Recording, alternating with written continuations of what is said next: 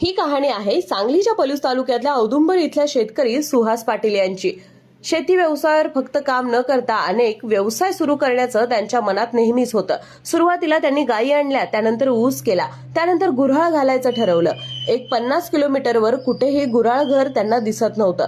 त्यामुळे छोटीशी सुरुवात का होईना म्हणून आपण करून बघूयात असं म्हणून सुहास पाटील यांनी गुऱ्हाळ घर सुरू केलं। सेंद्रिय ऊस, त्यातून सेंद्रिय गुळ आणि गुळाचे पदार्थ बनवून आता ते ब्रँडिंग करून उत्पादन घेत आहेत। 5 लाखांमध्ये संपूर्ण गुऱ्हाळ घर बसलं असं ते सांगतात।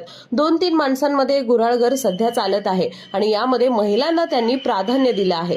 1 टन ऊसाचा 120 किलो तर कमीत कमी गुळ निघतोच। फक्त ऊस घालवला तर 1.5 लाख उत्पन्न येतं, पण जर गुळ विकला आणि त्याचे प्रोडक्ट विकले तर 5 ते 6 लाख मिळतात असं ते सांगतात। इतका फरक शेतकऱ्याला उत्पादनातून मिळू शकतो आणि शेतकऱ्याने असं काहीतरी केलं पाहिजे असं सुहास पाटील सांगतात।